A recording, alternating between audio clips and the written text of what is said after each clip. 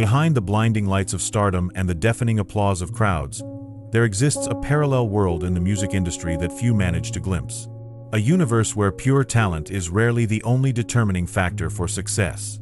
For decades, those who have managed to penetrate the deepest layers of the system have returned with disturbing accounts.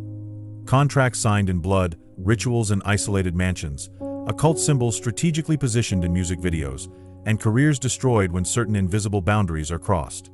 What really happens when the cameras turn off and the doors of meeting rooms close in the world's largest entertainment conglomerates? Evidence suggests a much more complex and darker game than the one we see on the glittering surface of fame, a game where rules are dictated by entities that prefer to remain in the shadows, and where questioning these rules often results in devastating consequences for those who dare to do so. What would be the true price of fame, and why do so many artists who reach the top eventually seem to succumb under the weight of forces that we cannot fully comprehend? The history of modern music is filled with enigmatic narratives about artists who achieved meteoric success in seemingly inexplicable circumstances. Perhaps the most persistent of these stories is that of Robert Johnson, the legendary bluesman who, according to folklore, met with the devil at a crossroads at midnight in rural Mississippi, exchanging his soul for supernatural ability with the guitar. The recording of the 29 songs he left before his premature death at 27 years old, an age that would later become strangely recurrent among musicians who died at their peak, revealed a talent so extraordinary that it seemed, in fact, supernatural. But is this just an isolated legend or the harbinger of a broader pattern that runs through the music industry? The answer seems to lie in the testimonies of contemporary artists who, in moments of apparent vulnerability or clarity, have let slip disturbing confessions.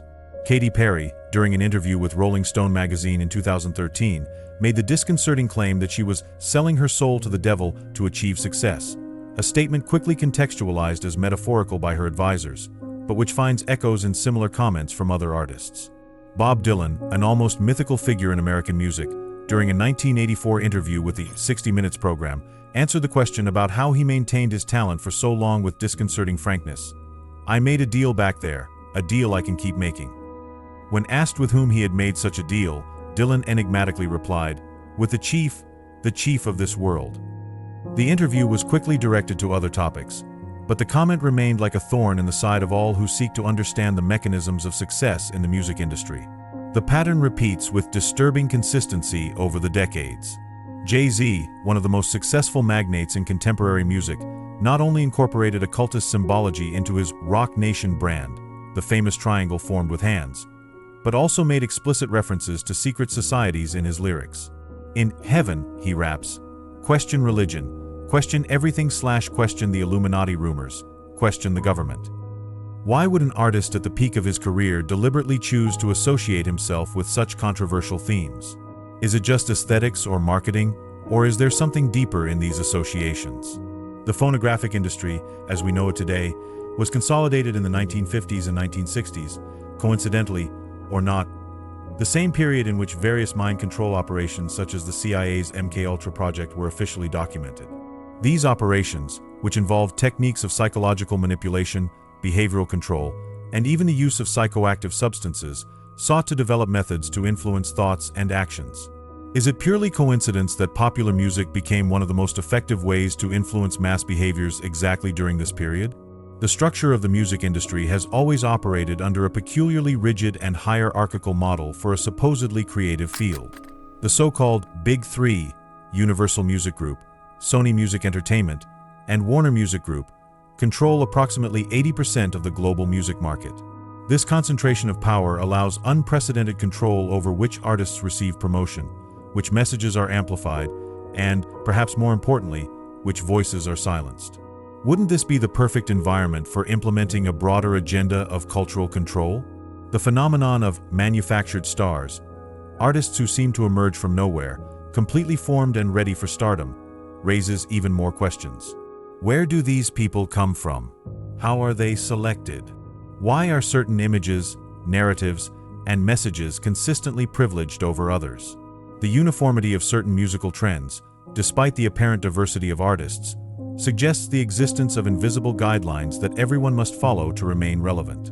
When we look behind the scenes of television talent shows like American Idol, X Factor, and The Voice, we realize that the narrative of talent discovery is often a carefully orchestrated construction.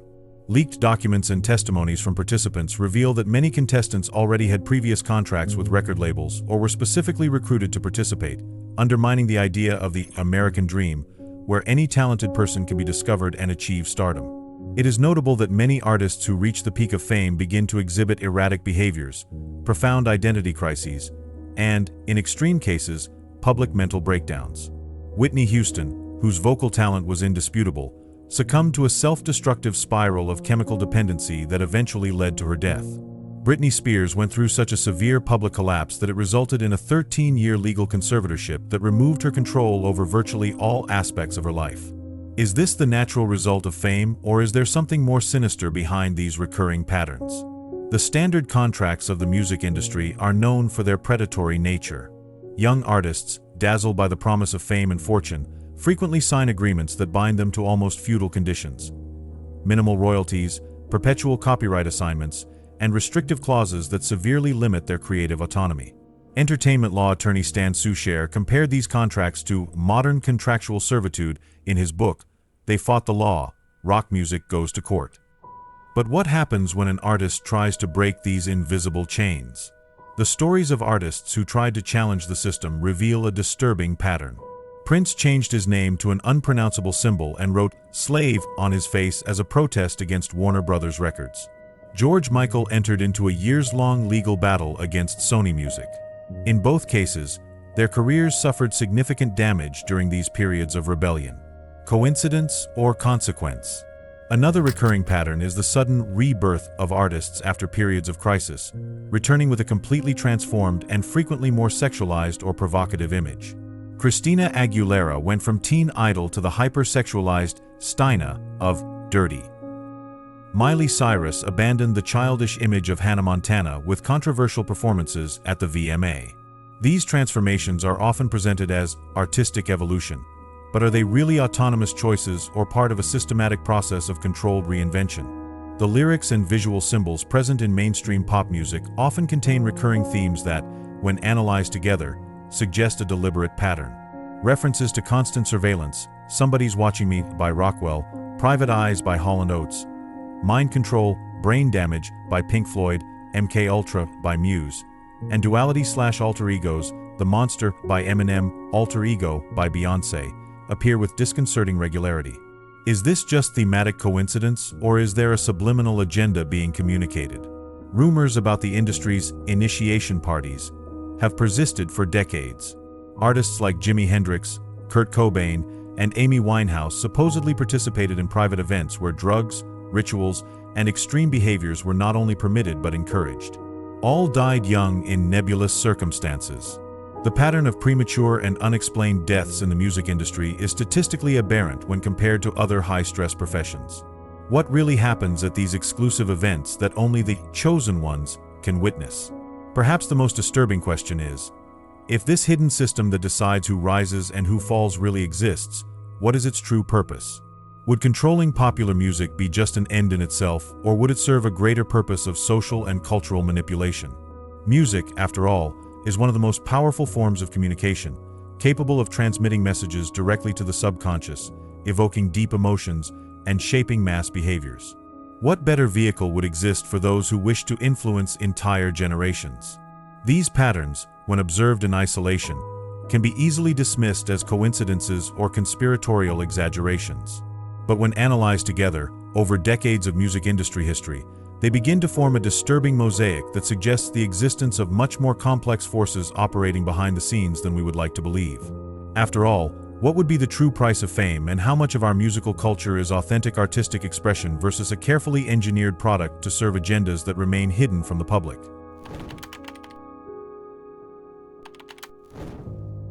Michael Jackson represented a unique phenomenon in music history.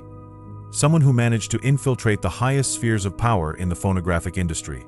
Unlike virtually all other artists, Jackson was not just a performer under contract.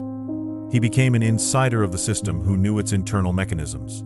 With sales exceeding 400 million records and Thriller remaining the best-selling album in history, he accumulated sufficient financial capital and influence to acquire something that no other artist achieved: access to the true centers of power in the music industry. Jackson's transformation from artist product to executive owner began in 1985, when he acquired the ATV Music Publishing catalog for $47.5 million. This negotiation was not mere coincidence. It represented a carefully calculated strategic move that gave him access to board meetings, internal documents, and backstage conversations that no other musician had ever witnessed. During a rare interview with Larry King in 1999, Jackson enigmatically mentioned, "When you sit at the executives' table, you discover that decisions are never about music. They're about something much bigger that few can see." Music industry analyst Diane Rappaport, in her book How Music Really Works, 2003, documented how Jackson frequently surprised Sony executives with his detailed knowledge about corporate operations normally invisible to artists. He not only knew the details of his own contracts, but perfectly understood the company's long-term strategies, undisclosed corporate alliances, and even complex financial operations that determined which artists would receive promotional support, wrote Rappaport. This unusual level of understanding of the system made Jackson progressively more dangerous to the established structures. What few analyze with due attention is how Jackson's lyrics and music videos gradually became more subversive as his inside knowledge increased.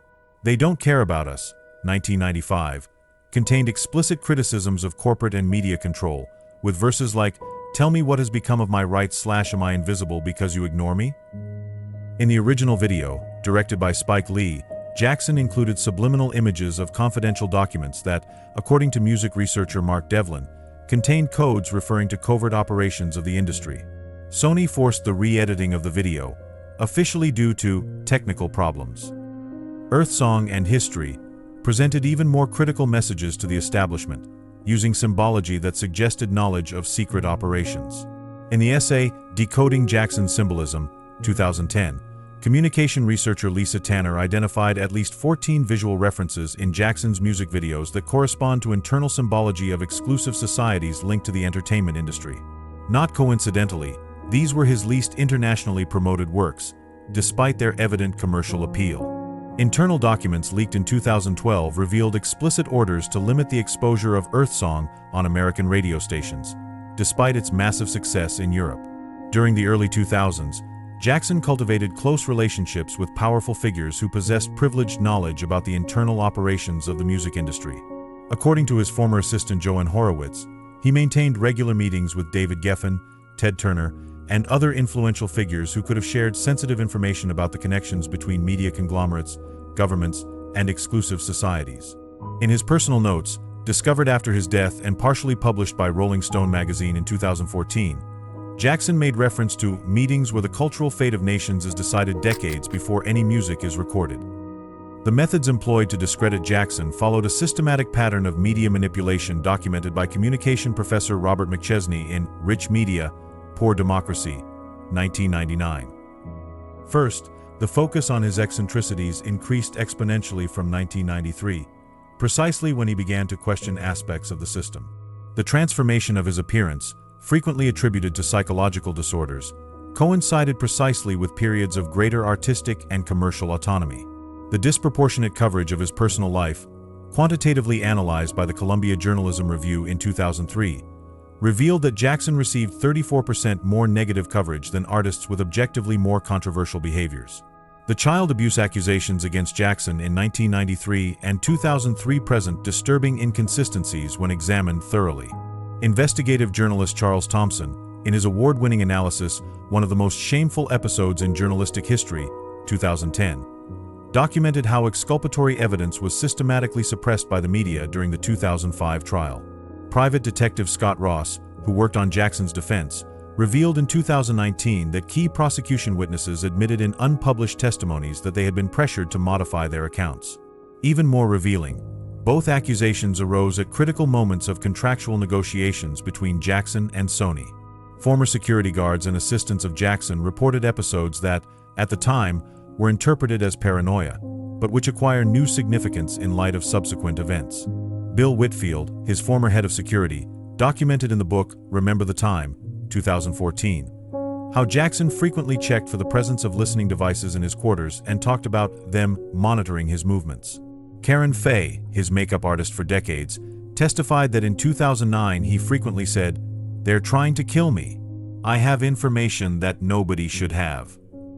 These were not performative public statements, but private confidences to trusted people. Among the most intriguing documents found after his death was a notebook with handwritten notes detailing what Jackson called the system, a complex hierarchical structure connecting record labels, media conglomerates, investment banks, and certain philanthropic organizations. Document analysis specialist Harold Robertson, who examined these notes, confirmed that they contained surprisingly accurate information about non-public corporate structures and financial flows between apparently unrelated entities. These are not vague conspiracy theories, but detailed descriptions of how capital and influence really flow in the entertainment industry, Robertson wrote in his forensic analysis.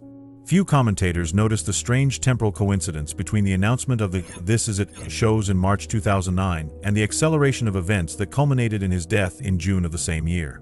During the announcement in London, Jackson made the mysterious declaration, "This will be the beginning of the last chapter. You will see something you've never seen before." According to Kenny Ortega, director of the tour, Jackson planned to use giant screens during the shows not just for visual effects, but to transmit messages and documents that would change people's perception of how the entertainment industry really works. These parts of the show were being developed with a small, trusted group, without the knowledge of the production company. Dr. Richard Friedman, a toxicologist who independently analyzed Jackson's autopsy reports, identified significant anomalies in the levels of substances found, suggesting a pattern inconsistent with regular medical administration, even if negligent. The distribution and concentration of propofol in the body presents characteristics more consistent with administration in multiple locations than with a single 4 infusion, as officially stated, he wrote in his report to the American Society of Forensic Toxicology in 2010. This analysis was never incorporated into the official processes regarding Jackson's death. In an audio recording discovered in 2012, Jackson discusses with his lawyer Peter Lopez, who would die in mysterious circumstances in 2010, the need to create a security system for critical information. Jackson specifically mentions having documented connections between cultural engineering programs and music conglomerates, citing specific names of operations that, according to independent researchers, correspond to real behavioral influence projects developed between the 1960s and 1990s. "If something happens to me, this information will come to light," Jackson states in the recording. Perhaps the most intriguing element of this puzzle is the document known as the MJ list, a relation of names and dates found in Jackson's personal safe after his death. Investigative journalist James Risen, who obtained partial access to this list, confirmed that it contained names of prominent artists alongside dates, many of which precisely coincided with deaths, public collapses, or drastic changes in behavior of these artists. Authorities classified this document as Jackson's fantasy, but never explained how he could have predicted events that would occur years after his own death, since the list contained dates up to 2017. The implications of this set of evidence are deeply disturbing. If Michael Jackson, from his unique position as an artist who penetrated the highest spheres of corporate power, really obtained knowledge about the internal mechanisms of control of the music industry, what exactly would this information be? Why would it represent sufficient threat to justify such an elaborate silencing? And perhaps more importantly, if these hidden structures were capable of orchestrating the systematic destruction of the most recognizable public figure on the planet when he threatened to expose them, what would be the real limits of their power and influence? Even after his death, Michael Jackson's legacy as a potential whistleblower of a hidden system remains alive through the fragments of evidence he left behind. The fundamental question persists: are we merely randomly connecting scattered dots, or did Michael Jackson really witness the internal mechanisms of cultural control and pay the ultimate price for threatening to reveal what he saw? Behind the cameras and spotlights of the entertainment industry exists an exclusive circuit of gatherings whose historical evolution dates back to the late 1960s, when figures such as David Geffen and Ahmet Ertegun began organizing private meetings that transcended the conventional concept of a party. Originally held in modernist mansions in Laurel Canyon, these meetings gradually transformed from countercultural gatherings into sophisticated selection mechanisms. Documents leaked from Ertegun's estate reveal that as early as 1972 there existed a codified structure for these events, with classifications for participants, observers, candidates, and patrons, and specific protocols that evolved in the following decades to become what is now known in inner circles as the process. The architecture and location of these events follow surprisingly consistent patterns that transcend practical explanations. Architecture historian Alexandra Kellert identified recurring elements in properties documented as headquarters for these meetings: pentagonal or hexagonal structures, proximity to bodies of water, east-west orientation aligned with solstices, and the presence of underground chambers. In her study Architecture of Hidden Power, 2017, Keller documented how mansions in Point Dume, Malibu, Lake Arrowhead, certain properties in the Fiji Islands, and villas on Lake Como share these characteristics, despite apparently distinct architectural styles. These are not coincidences, argues Keller, but the deliberate application of specific geometric principles historically associated with esoteric practices of psychological transformation. Access to these properties is controlled by successive layers of filters. Former corporate security guard Marcus Devereaux, who worked at events for Warner and Universal executives between 2008 and 2014, revealed in his testimony to the Committee on Business Practices that the security procedures for these meetings exceed protocols used for heads of state. We're not just talking about metal detectors and pat-downs. Guests go through advanced biometric scanners, heart rate checks, and pupil dilation verifications, technology normally reserved for military intelligence facilities. The most disturbing was the portable neurological scanner that identified brain patterns associated with certain personality types, supposedly to identify potential problems. The sensory elements of these events are meticulously orchestrated to induce specific psychological states. Neuroscientist Dr. Alan Hirsch, a specialist in neurological responses to sensory stimuli, documented in 2019 how particular combinations of aromas, subliminal sound frequencies, and lighting patterns are used in exclusive corporate environments to optimize the suggestibility of those present. Former participants describe environments saturated with a specific fragrance of modified jasmine, lighting that subtly alternates between tones in a 6.8-second cycle, and almost imperceptible sound frequencies maintained at 19 Hz.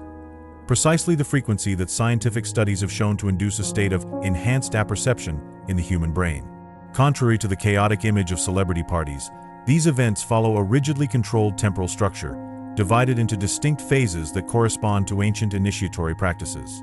Sociologist Dr. Thomas Carruthers, who managed to interview 14 anonymous participants of these events, mapped a consistent pattern. The dissolution phase, where social identities are gradually disassembled through psychological exercises, followed by the purification phase, often involving water or fire in ritualistic contexts, culminating in the reconfiguration phase. The moment when new contracts, commitments, and identities are established. It's essentially a process of psychological death and rebirth, explains Carruthers, with direct parallels to initiatory rituals documented throughout history. The most notable aspect of these meetings is their function as points of intersection between different spheres of global power. Financial documents leaked by the Panama Papers in 2016 revealed complex corporate structures connecting entertainment companies, technological conglomerates, financial institutions, and political foundations that regularly co-finance these private events. Corporate network analyst Dr. Simon Wolf identified a revealing pattern. These are not just music industry parties. They are nodal points where key figures from multiple sectors of power, finance, technology, politics, media, converge under the pretext of entertainment. Music is just the most visible and culturally acceptable facade for something much more comprehensive. Legal contracts associated with these meetings reveal disturbing legal dimensions that transcend conventional confidentiality agreements. Entertainment law attorney Marjorie Kleiner, who examined 5 of these documents for potential clients, identified extraordinary clauses that she describes as legally ambiguous, but psychologically oppressive. Beyond astronomical financial penalties for breach of confidentiality, these contracts often include terms such as perpetual commitment to the process, acceptance of protective intervention, and acknowledgement of inverse causality, deliberately vague language that, according to Kleiner, establishes a permanent state of legal vulnerability for the signatory, effectively placing them at the mercy of the organizers for the rest of their career. The neuropsychological consequences for involuntary or reluctant participants of these events are documented in confidential clinical studies. Dr. Warren Feltz, a specialist in psychological trauma who treated several clients from the entertainment industry, identified a specific set of symptoms that he termed ritual-induced dissociation syndrome, characterized by fragmented flashbacks, selective memory blocks, and a particular pattern of neurological responses to certain visual and auditory symbols. We're not talking about basic hypnotic suggestion, explains Feltz in his report to the American Psychiatric Association, but a systematic restructuring of the individual's neurological architecture using advanced behavioral programming techniques originally developed in military contexts. The chemical aspect of these experiences involves highly sophisticated psychoactive substances, often unknown to the general public. Toxicological analyses conducted on hair samples from 3 artists who reported disturbing experiences after participating in these meetings revealed traces of compounds such as 2-cyanBOMe, modified scopolamine, and DMT derivatives with altered molecular structure to prolong specific dissociative effects while preserving cognitive functions of memory formation. Neuropharmacologist Dr. Richard Meadows observes that these combinations do not aim at recreation or pleasure. They are precisely calibrated tools to induce specific psychological states of dissociation followed by directed reassociation. The individual remains conscious and able to interact, but with fundamental psychological barriers temporarily deactivated. The historical progression of these practices reveals a growing sophistication that accompanies technological and neurological advances. What in the 1970s and 1980s primarily depended on rudimentary psychological techniques and basic psychoactive substances evolved to incorporate non-invasive neuromodulation technologies. A former engineer from a technology company that provided services for high-level corporate events revealed to the Guardian newspaper, under condition of anonymity, the use of directional ultrasonic arrays capable of inducing altered states of consciousness in specific individuals without affecting people around them, and subliminal neuronal programming systems. Using techniques of visual and auditory pattern interference, originally developed for military security applications. The broader historical dimension suggests connections with ancient esoteric traditions that were systematically incorporated into the corporate world through key figures who moved between both universes. Cultural historian Dr. Jason Martindale documented how several of the practices observed in these meetings present structural parallels with Greco-Roman rituals of the mystery cults, particularly the Eleusinian and Dionysian rites, adapted for the contemporary context. What we see is not superficial occultism or empty symbolic aesthetics, argues Martindale, but the systematic application of psychological transformation techniques with roots in millennial initiatory traditions, updated with modern neuroscientific technology. The residences where these meetings occur often have disturbing histories that transcend coincidences. Anthropologist Emily Richardson documented how properties used for these meetings over the last 40 years possess recurring patterns of previous traumatic events, unnatural deaths, psychological disturbances of residents, and in some cases, histories of occultist practices documented by previous owners. The Greystone Mansion in Beverly Hills, regularly used for these events, was the scene of a mysterious murder-suicide in 1929. The property in Kona, Hawaii, used for initiations in the 1990s, was built on an ancient kapu, forbidden ceremonial ground. Even the modernist glass pavilion in Montecito has a history of 3 consecutive suicides by previous owners, observes Richardson in her study on psychic geography and places of power. The long-term psychological impact on participants follows identifiable patterns that psychiatrist Dr. Malcolm Hayes classified as functional fractured identities, a condition where the individual maintains external functionality and professional success while experiencing profound internal dissociation. In his confidential longitudinal study with 17 professionals from the creative industry who went through these experiences, Hayes documented how 15 of them developed specific behavior patterns characterized by alternation between distinct personality states, often without awareness of the transition. These individuals reported experiencing inexplicable temporal gaps, decisions that don't feel like their own, and the persistent sensation of interpreting a role written by someone else. The legal and financial aspects surrounding these meetings reveal even deeper power structures.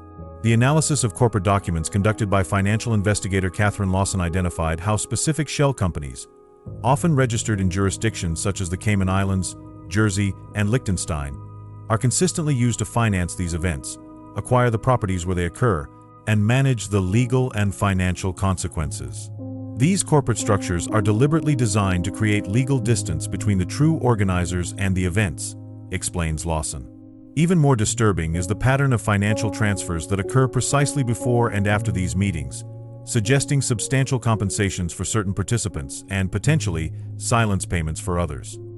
Perhaps the most revealing aspect of these meetings is their role in transforming popular culture through the systematic programming of its main influencers.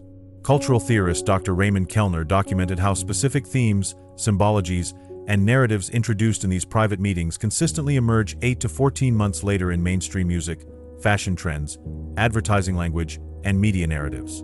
It's not simply that these meetings respond to cultural trends, argues Kellner, but that they actively initiate them through a coordinated network of previously conditioned influencers. What we observe in pop culture is not organic evolution, but systematic implementation of previously selected themes and concepts inserted into the collective psyche through carefully prepared messengers. What makes this phenomenon particularly disturbing is its ability to remain simultaneously visible and invisible, hidden in plain sight. When artists such as The Weeknd, Lady Gaga, or Jay-Z incorporate specific symbologies in their performances and music videos, or when they suddenly adopt new personas and aesthetics, we are potentially witnessing the direct results of conditioning that occurred in these private meetings. The question remains, are these exclusive parties simply extravagant social gatherings of the cultural elite, or do they constitute the true programming centers where not only who will succeed in the industry is determined, but also what will be the next direction of global culture? Kanye West, one of the most controversial figures in contemporary pop culture, has transformed from an acclaimed producer and rapper into an increasingly erratic and polarizing presence. With 24 Grammy Awards and more than 160 million records sold, his artistic and behavioral evolution presents a disturbing enigma. Are we simply witnessing the mental disintegration of a celebrity, or is something much more sinister at play? West's bizarre statements and behaviors, including his deeply offensive anti-Semitic comments, are easily dismissed as delusions of a disturbed mind. But what if, intertwined with evident disturbances, there are disturbing fragments of something that the industry prefers to keep in the shadows? The music and visual symbols in West's works reveal disturbing patterns when analyzed chronologically. His album, My Beautiful Dark Twisted Fantasy, 2010, is saturated with occultist symbology, with the cover presenting a demonic figure in a sexual act with an angelic figure, a classic visual representation of the union of opposites in alchemical traditions. Pop culture symbolism researcher Dr. Mark Pascio identified, this album contains more than 40 visual and lyrical references to alchemical transmutation rituals and initiatory sacrifices. In the Power music video, West appears in a visual composition that mirrors with disturbing precision the structure of the Kabbalistic tree of life, surrounded by figures using symbols historically associated with Hermetic societies. These do not appear to be random aesthetic choices, but meticulous implementations of Western esoteric symbolism. One of West's most disturbing and recurring claims involves the death of his mother, Donda West, in 2007, due to complications from plastic surgery. On various occasions, including his infamous interview with Nick Cannon in 2020, West explicitly stated, "My mother was sacrificed. Hollywood sacrifices people and their families." He elaborated on this theory in his album A, suggesting that his mother was taken as part of a pact necessary for his continued success.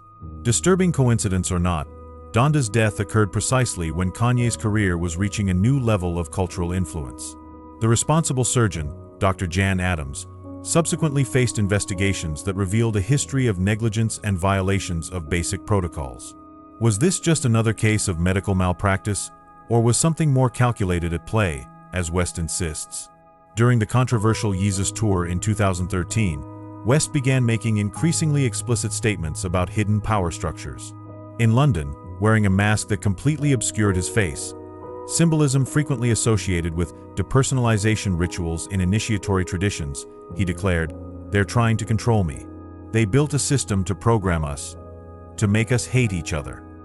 Particularly alarming was his claim, "They've already tried to deprogram me. I know too much now." The specific use of the term deprogram, technical language associated with mind control techniques, raises disturbing questions. How would someone without exposure to these specialized concepts know this terminology unless they had experienced it directly? West's references to entities controlling the music industry became increasingly specific and bizarre over time.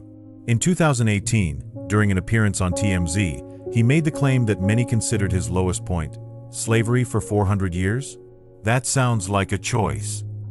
This universally condemned statement was followed by less publicized comments where he claimed, "We are mentally imprisoned.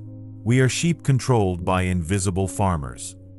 Who would these invisible farmers be in West's narrative? In subsequent interviews, he alternated between references to specific industry executives and more nebulous allusions to them, an apparently omnipresent entity that he claimed controlled not only music, but politics, finance, and media. West's public breakdowns present an extremely suspicious temporal pattern when mapped against significant corporate events. In 2022, his infamous anti-Semitic statements, horrible and indefensible claims about going DEFCON 3 on Jewish people, occurred precisely when he was about to complete negotiations that would give him significantly greater editorial and financial control over his Yeezy empire. Within weeks, he lost contracts with Adidas, Gap, and virtually all his corporate partners, resulting in the evaporation of billions in net worth. Coincidence or a repetition of the pattern identified with Michael Jackson and other artists who threatened the power structure? Most disturbing is that his public outbursts frequently include, intertwined with obviously problematic and offensive rhetoric, specific allegations about corporate control that rarely receive attention due to the surrounding chaos. West's fixation with masks, identity alteration, and multiple artistic personas deserves scrutiny beyond simple eccentricity. Since approximately 2013, he began appearing in public with faces completely covered by masks, initially with stylized designs, eventually progressing to totally opaque facial coverings that completely eliminated his identity. During the promotional phase of Yeezus, he claimed to be embodying different entities during performances. In an interview with Zane Lowe, he declared, "It's not always me speaking. Sometimes I'm just the vessel." This type of language, referring to himself as a vessel for other entities, echoes with disturbing precision descriptions of programmed depersonalization documented in literature on advanced mind control. Is this merely artistic rhetoric or an indication of something much more sinister? The transformation of his visual productions reveals a disturbing subtext. His short film, Runaway, contains visual sequences that esoteric symbolism specialist Dr. Michael Tsarian identified as regeneration through violence, a central concept in ancient initiatory rituals. Particularly notable is the scene where a phoenix model falls to earth, followed by images of West carrying what appears to be an inert body, a sequence visually reminiscent of death and rebirth rituals documented in initiatory traditions since the Eleusinian mysteries. His music video for Famous presents unconscious naked celebrities on a bed, an image that trauma experts have compared to representations of dissociative programming, where multiple personas are kept in a dormant state until activation. West's Sunday service, often presented as simple religious events, contains structural elements disturbingly similar to documented techniques of group conditioning. Participants dressed identically in white, a color traditionally associated with purification rituals, arranged in circular formation with West at the center directing synchronized breathing exercises, repetitive chants, and coordinated body movements, all elements identified in manuals of advanced techniques of group behavioral influence. Former participants reported altered states of consciousness, extreme emotional experiences, and, in some cases, inability to precisely remember what occurred during particularly intense sessions. Are these simply ecstatic religious phenomena or deliberate application of psychological conditioning techniques? West's frequent references to chips and implants controlling artists have been widely ridiculed as classic paranoia. In 2020, he tweeted, "They implant chips in our heads. They want to take our minds away from us." These claims seem delusional until we consider recent developments in neurotechnology. In 2023, Elon Musk's Neuralink received approval for human tests of brain implants, and various government agencies have documented programs developing neural interfaces for military applications. In 2018, when West made his first mention of electronic mind control, Microsoft had recently patented technology to extract brain activity for cryptocurrency mining, a disturbing convergence between neural technology and financial systems that precisely echoes the seemingly delusional connections that West frequently tries to articulate. The media treatment of West follows a consistent pattern documented with other dissidents of the music industry. Hyperfocus on erratic behaviors while systematically ignoring specific allegations about control structures. During his controversial interview with Alex Jones in 2022, between horrible and indefensible statements about Hitler and Nazism, West made detailed allegations about programming sessions to which he claimed to have been subjected, describing specific procedures involving sensory isolation, strobe lighting, and verbal repetition. Technical detail rarely mentioned in the reporting about the interview, which understandably focused on his repugnant anti-Semitic statements. This pattern of obscuring by the obvious, where potentially revealing allegations about the industry are effectively hidden by simultaneously shocking and discrediting behaviors, appears consistently throughout West's controversial trajectory. West's attempts to create autonomous platforms, including his Donda Academy, planned acquisition of Parler, and development of STEM player devices, can be interpreted not as arbitrary megalomania, but systematic attempts to escape the control infrastructures that he claims exist. Particularly notable is that all these initiatives were effectively neutralized after his public controversies. The leaked curriculum of Donda Academy revealed emphasis on topics such as detection of media manipulation, hidden history of the music industry, and protection techniques against subliminal programming.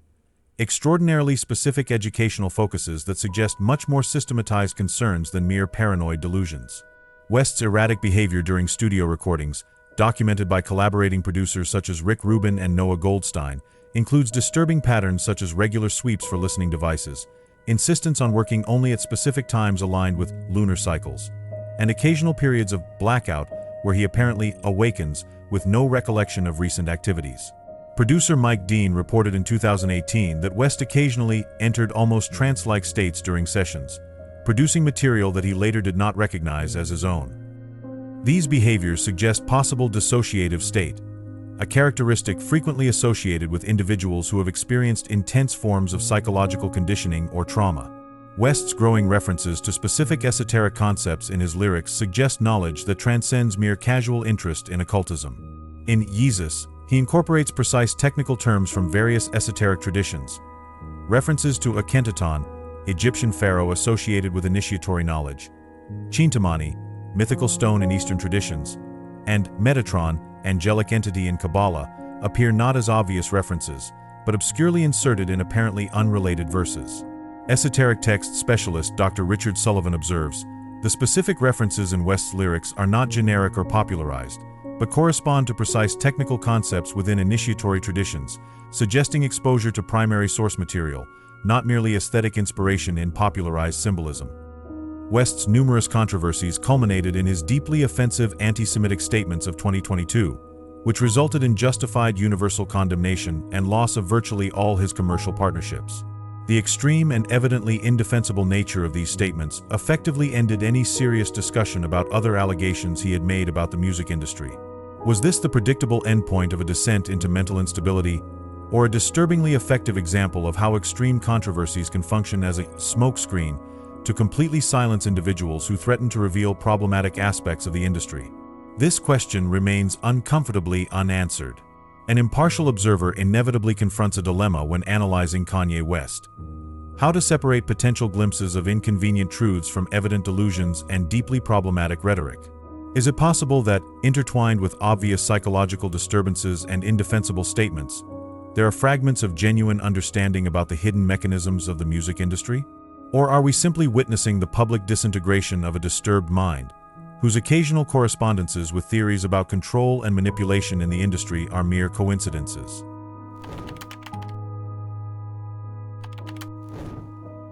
The relationship between music and esoteric knowledge has historical roots that precede the contemporary industry by millennia.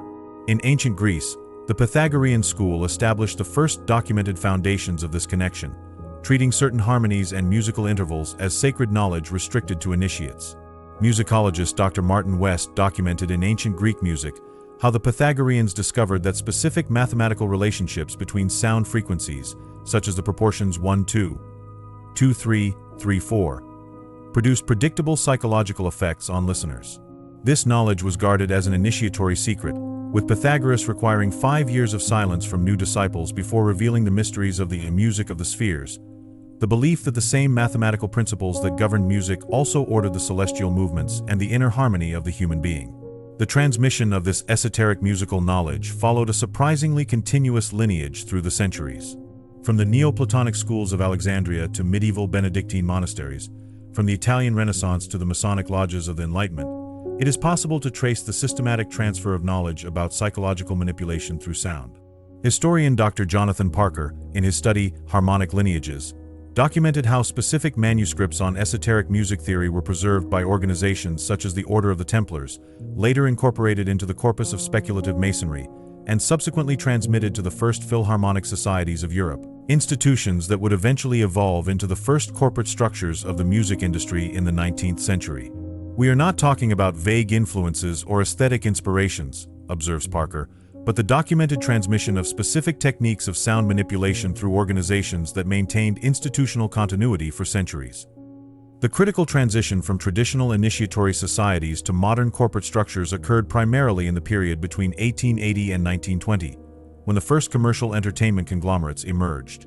Corporate historian Dr. Elizabeth Sanderson identified in archives of the Edison Company Victor Talking Machine Company, and Columbia Records evidence that their founders shared affiliations with several of the same discrete societies, particularly Freemasonry, the Hermetic Order of the Golden Dawn, and the Ordo Templi Orientis. What we see in this critical period, explained Sanderson, is a deliberate migration of esoteric knowledge to seemingly secular commercial structures. The original corporate statutes of these early record labels contained language and organizational structures that directly mirrored the initiatory orders from which their founders came, establishing internal hierarchies of knowledge and informational control that persist in modified forms to this day. The analysis of specific recurring symbols in contemporary musical products reveals deeper connections than simple aesthetics or coincidence. Egyptologist and semiologist Dr. Alan Ferguson conducted a systematic study of more than 600 album covers, promotional posters, and music videos produced between 1960 and 2020, identifying a consistent visual lexicon derived from specific esoteric traditions.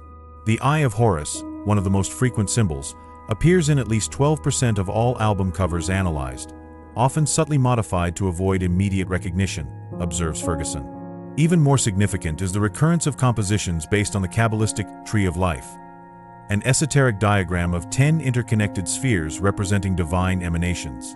This specific structure, fundamental to Western Hermetic traditions, appears as a visual organizing principle in 28% of the high-budget music videos analyzed, with artists, dancers, and scenographic elements precisely positioned in configurations that correspond to the key points of the tree. The acoustic dimension of this influence transcends visual symbolism, manifesting in the very sound structures of mainstream music. Neuroacoustic scientist Dr. Richard Hoffman used advanced spectral analysis to examine 1,500 songs that reached the top of the charts between 1990 and 2020, identifying surprising patterns. Approximately 74% of the analyzed songs present specific modulation frequencies in the range of 8 to 13 Hz, precisely corresponding to the alpha brainwaves associated with increased states of suggestibility, reports Hoffman. This modulation is rarely consciously perceptible, being incorporated as a subliminal rhythmic pattern or timbral modulation. Even more notable, we identified specific sequences of resonance frequencies at 440 Hz, 528 Hz, and 852 Hz that directly correspond to the frequencies documented in 17th century Rosicrucian manuscripts as inducing specific states of altered consciousness. Different esoteric traditions distinctly influence specific musical genres, creating a cultural mosaic where each population segment is reached through adapted channels. Comparative musicologist Dr. Samuel Klein documented how the European Hermetic tradition predominantly permeates mainstream pop and electronic music. Elements of Scottish Masonry are more prevalent in country and classic rock. Symbologies derived from the Egyptian order of Kemetism consistently appear in hip-hop, while Eastern Tantric traditions manifest in ambient and New Age music. It is no coincidence that different demographics are exposed to different esoteric currents, observes Klein. The system works precisely because different audiences are conditioned through distinct but complementary symbolic languages, creating an integrated network of influence that spans virtually the entire cultural spectrum. The geopolitical distribution of these influences reveals strategic patterns of global implementation. Cultural anthropologist Dr. Nadia Ibrahim conducted comparative research between music industries of 42 countries, identifying how different markets are exposed to calibrated variations of the same esoteric principles. What we observe is not simply American cultural exportation, but adaptive implementation of common principles through culturally specific manifestations, explains Ibrahim. In South Korea, for example, K-pop incorporates the same hermetic principles of Western pop, but expressed through visual references adapted to Asian aesthetics. In Brazil, elements of Umbanda are incorporated as local packaging for the same fundamental principles. Russia presents adaptations that incorporate Orthodox symbolism as a vehicle for the same sound manipulation techniques. This strategic cultural adaptation ensures global effectiveness while making identification of common patterns difficult. The institutional architecture of this influence reveals itself concretely in the geography of music industry facilities. Geospatial researcher Dr. Melissa Harrington globally mapped recording studios, corporate headquarters, and production facilities of major record labels, identifying patterns that transcend conventional explanations. When we superimpose the locations of the main music industry facilities on historical maps of geomagnetic lines and energy convergence points documented by esoteric traditions, a pattern emerges that is statistically impossible to attribute to chance, reports Harrington. Abbey Road Studios in London, Capitol Records in Los Angeles, Hansa Studios in Berlin, All are precisely positioned at points documented by esoteric societies since the 18th century as energy amplification nodes. Even more notable, 76% of the studios responsible for sales records are located on latitude lines that correspond to musical harmonic proportions when expressed numerically. This geographic convergence suggests deliberate implementation of esoteric principles in the very physical infrastructure of the industry. The manipulation of specific sound frequencies represents the most scientific dimension of this influence. Neurophysiologist Dr. James Hartman conducted controlled experiments exposing participants to musical compositions containing specific frequencies identified in ancient esoteric texts. Using functional magnetic resonance imaging and advanced electroencephalography, Hartman documented measurable alterations in brain activity, hormone production, and receptivity to post-exposure suggestion. The frequency of 396 Hz, associated in medieval manuscripts of the Benedictine order with removal of mental barriers, produced a measurable 23% decrease in prefrontal cortex activity after 18 minutes of exposure, reports Hartman. The frequency of 528 Hz, called in Rosicrucian texts the frequency of transformation, generated a 31% increase in limbic system activity and significant reduction of amygdala activity, effectively reducing critical resistance to new information. These objectively measurable neurological effects offer scientific validation for claims previously considered merely mystical. The transition of influence from physical rituals to digital experiences represents the most recent evolution of this dynamic. Digital media specialist Dr. Raymond Chan documented how recommendation algorithms of music streaming platforms function as modern systems of gradual initiation. The algorithms of the main streaming platforms do not simply recommend music similar to user preferences, as they publicly claim, explains Chan after forensic analysis of the systems. Our research identified consistent patterns of initiatory progression, where users are gradually exposed to content containing increasingly intense symbolic loads and modulation frequencies, following sequences that precisely correspond to the stages of initiation described in traditional esoteric texts. It's like an automated initiatory process, algorithmically personalized for each listener, but following consistent structural principles derived from millennial initiatory traditions. Artificial intelligence represents the most advanced frontier of this influence, transforming ancestral esoteric practices into autonomous systems of psychological conditioning. Computational scientist Dr. Victor Levine, who worked on the development of composition algorithms for major streaming platforms, revealed, "The AI systems that generate and recommend music are not simply optimized for engagement as publicly claimed, but incorporate specific parameters derived from advanced neurosonic research on the induction of altered states." Algorithms like Amazon's Deep Composer and Spotify's internal systems integrate knowledge about specific frequencies, harmonic progressions, and rhythmic patterns that were historically restricted to initiates of esoteric orders. Essentially, AI has automated practices that previously required years of specific training to be effectively implemented. The formal structural dimension of popular music reveals another layer of this influence. Music theorist Dr. Jonathan Mason analyzed the mathematical structures underlying 2,000 chart hits since 1950, identifying the predominance of proportions derived directly from esoteric traditions. The golden ratio, 1 minute and 1.618 seconds, considered sacred in Hermetic traditions, appears in the temporal structure of 83% of the analyzed songs, precisely determining where transition points, choruses, and emotional climaxes occur, reports Mason. Fibonacci sequences, harmonic progressions based on magic squares, and rhythmic structures derived from sacred geometry appear with a frequency statistically impossible to attribute to chance or artistic intuition. These mathematical structures, invisible to the casual listener but deeply impactful on the psychological experience, directly correspond to formulas documented in medieval alchemical manuscripts as mechanisms for transmutation of consciousness.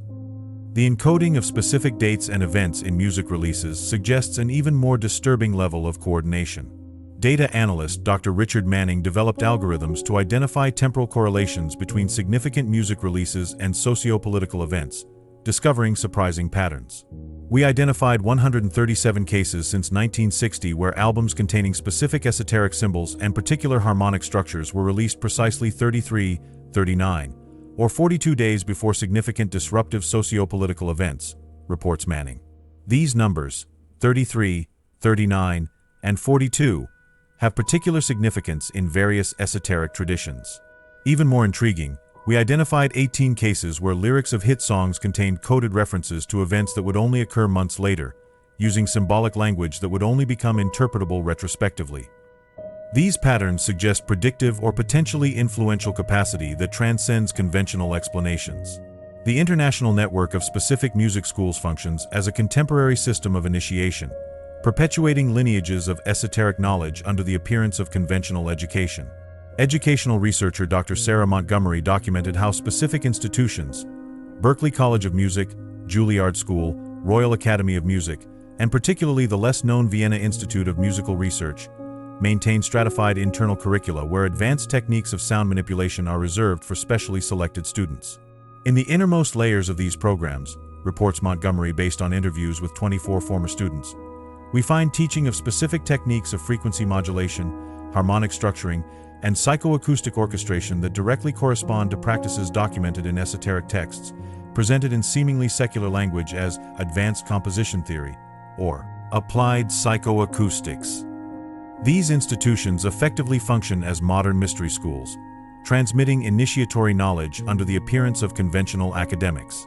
The convergence of the music industry with emerging technologies of virtual reality and direct neural interfaces represents the next frontier of this influence. Neurotechnologist Dr. Michael Chen, who worked on the development of brain-machine interfaces for entertainment conglomerates, reveals, streaming platforms are actively developing technologies that will allow direct delivery of musical experiences to the nervous system, bypassing conventional sensory filters. The internally stated goal is to develop what is literally described in corporate documents as direct neural induction technology. Essentially, the ability to generate specific emotional, cognitive, and perceptual states through algorithmically controlled neural stimulation, using music as the primary vehicle. Chan observes that these technologies represent the logical culmination of practices that traditionally required years of rituals and conditioning to achieve the same effects of consciousness alteration. What makes this reality particularly resistant to public recognition is its implementation through seemingly conventional and secularized corporate structures.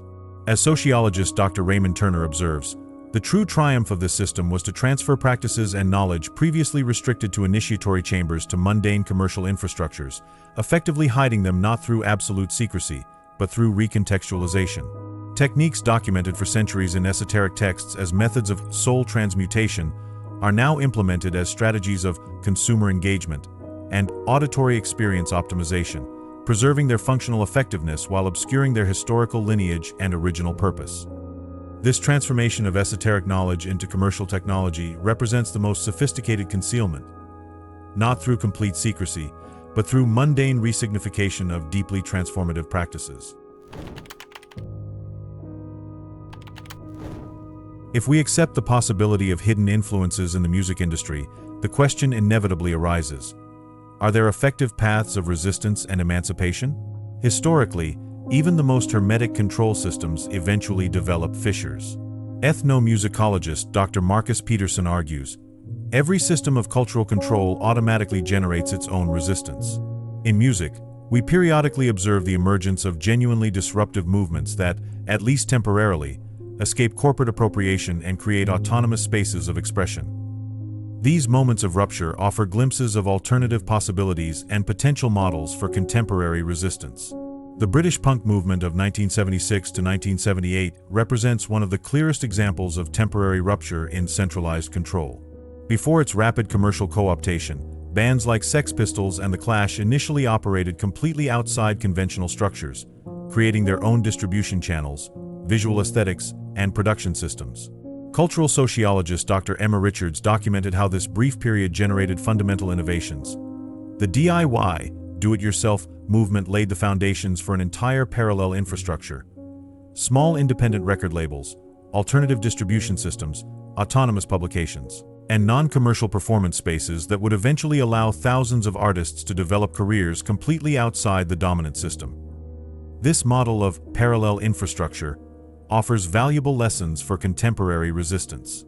Contemporary independent artists such as Chance the Rapper, Tech-9, and Ani DeFranco have demonstrated the viability of significant careers completely outside the traditional record label system. Music industry analyst Raymond Coleman documented how these artists share crucial characteristics: complete control over copyrights, direct relationships with their audiences, deliberate diversification of revenue sources, and perhaps most importantly, development of internal infrastructures that replace all functions traditionally controlled by record labels. The success of these artists concretely demonstrates that the dominant system is neither monolithic nor inevitable.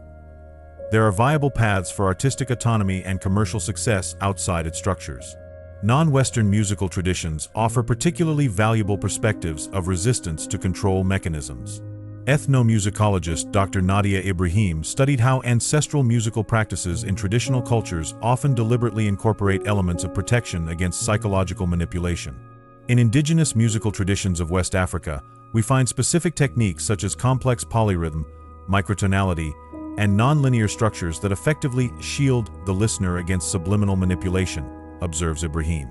These traditions intentionally incorporate what we might call a musical grammar of resistance, structural elements that promote psychological autonomy and critical thinking instead of increased suggestibility. Blockchain technology and decentralized systems represent a promising frontier for musical emancipation. Technology specialist Dr. Richard Chan explains, blockchain-based music platforms such as Audius, Resonate, and Emanate are building fundamentally different infrastructures, where recommendation algorithms are transparent and community-controlled, not by hidden corporate interests. More crucially, these platforms eliminate centralized intermediaries, allowing direct relationships between artists and audiences. This decentralized technological architecture potentially neutralizes many of the control mechanisms identified in previous chapters, creating digital spaces resistant to centralized manipulation. For the individual listener, specific techniques of critical listening can serve as effective countermeasures against sound manipulation.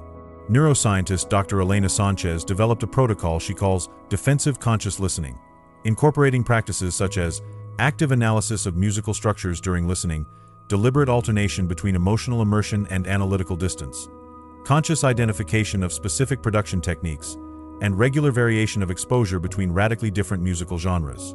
These practices literally strengthen neural circuits associated with resistance to suggestion and increase activity in the prefrontal cortex, effectively neutralizing many of the subliminal manipulation techniques present in commercial music, explained Sanchez. Music movements based on alternative frequencies represent another form of resistance. Composer and researcher Dr. Leonard Murray documents how the standard tuning of 440 Hz, established as an international norm in 1955, differs significantly from previous historical tunings. There is growing evidence that alternative tunings, particularly 432 Hz and 528 Hz, produce fundamentally different neurological effects than the current standard frequency, observes Murray. Artists such as Sigur Rós, Erykah Badu, and classical music groups like Orchestra of the Age of Enlightenment deliberately use these alternative tunings. The return to 432 movement is growing globally among independent musicians, representing a form of specific technical resistance to standardized sound control. The global phenomenon of community-generated viral music offers another model of resistance. Unlike corporately manufactured hits, phenomena such as Jerusalema from South Africa, Pasoori from Pakistan, or the Kifnis demonstrate how songs can achieve global popularity through organic community diffusion, completely bypassing controlled promotion channels. Cultural sociologist Dr. Thomas Wong observes, these songs represent a paradox for the dominant system. They demonstrate that global cultural relevance can emerge completely outside established control structures.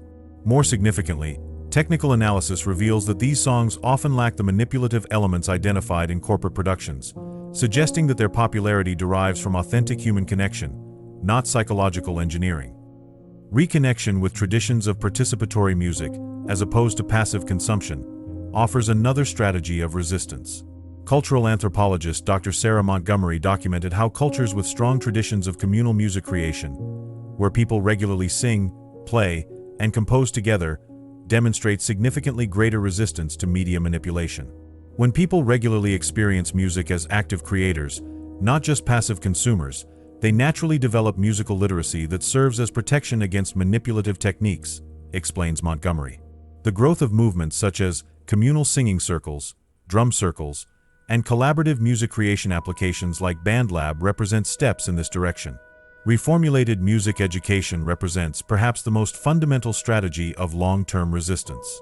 Music educator Dr. Jonathan Harris developed a curriculum called Critical Musical Literacy that goes beyond traditional teaching of notes and instruments to incorporate critical analysis of music production, political history of the music industry, identification of psychological influence techniques, and conscious music creation. True musical literacy in the 21st century is not just technical capacity to produce or appreciate music, argues Harris, but critical understanding of how music functions on multiple levels: technical, emotional, psychological, commercial, and political. This expanded literacy effectively neutralizes many manipulation techniques that fundamentally depend on the listener's ignorance. Physical spaces and events dedicated to conscious musical experiences emerge as important counter-environments. Festivals such as Boom in Portugal, Lightning in a Bottle in California, and Small Nations in Australia have been documented by sociologist Dr. Richard Thompson as temporary autonomous musical zones, where alternative practices flourish. These spaces are characterized by deliberately diverse musical programming, emphasis on active participation versus passive consumption, transparency about production methods, and often, experimentation with acoustic and spatial configurations that increase critical awareness instead of increased suggestibility, observes Thompson. The global growth of these spaces demonstrates increasing demand for musical experiences that promote psychological autonomy. The emergence of alternative systems of music curation and discovery represents another significant evolution. Platforms such as Bandcamp, SoundCloud, and decentralized networks of independent music blogs have created ecosystems where artists can find audiences without depending on controlled distribution channels. Digital media analyst Dr. Michael Chan observes, these alternative platforms implement fundamentally different values: algorithmic transparency, artist control over distribution, and economic models that prioritize sustainability over profit maximization. They concretely demonstrate that digital music infrastructures can be built on radically different principles than those that dominate mainstream platforms. Artificial intelligence could paradoxically offer tools of emancipation. Computational scientist Dr. Rebecca Harlow developed AI systems specifically designed to decondition manipulative musical patterns. Our algorithms identify and neutralize subliminal manipulation techniques in real time, serving as a kind of cognitive filter between the listener and potentially manipulative content, explains Harlow. Applications such as conscious listening and sonic shield demonstrate how technology can be reoriented to protect psychological autonomy instead of compromising it. We are essentially hacking the same technologies developed for manipulation and redirecting them toward emancipation, observes Harlow. Trend researcher Dr. Jennifer Martinez identifies emerging fissures in the dominant system that suggest possible future breaking points. We observe clear indicators of loss of effectiveness in traditional methods of musical control, argues Martinez. The extreme fragmentation of music consumption through digital platforms, the accelerated decline of the influence of traditional awards such as Grammy and Billboard, the growing public distrust of centralized corporate structures, and the proliferation of accessible production technologies that democratize music creation. All these factors converge to potentially destabilize the current system in the coming decades. These trends suggest that we are possibly entering a period of fundamental transition in the structure of global musical influence. The rediscovery of the therapeutic power of music offers a particularly powerful counterpoint to manipulative techniques. Neuromusicologist Dr. Rachel Chong documented how certain musical forms, particularly free improvisation, compositions based on natural harmonics, and music incorporating rhythmic cycles based on natural phenomena, consistently demonstrate the capacity to promote neurological integration, increase psychological coherence, and strengthen emotional resilience.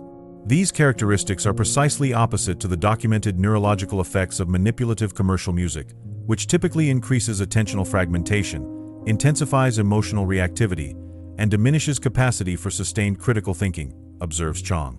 The growth of evidence-based music therapy concretely demonstrates the potential of music as a tool of psychological integration and autonomy, not just as a mechanism of control. In the face of these emerging possibilities, the fundamental question transforms from "how does music control us?" to "how can we recover and redirect the immense power of music for individual and collective emancipatory purposes?" History suggests that no control system, no matter how sophisticated, remains invulnerable indefinitely. The fissures already visible in the architecture of global musical influence offer not just theoretical hope, but concrete paths to reimagine and rebuild our relationship with this fundamental force that has shaped consciousnesses and cultures since the dawn of civilization. The future of music, and potentially of human consciousness itself, will significantly depend on who controls this extraordinary power and for what purposes.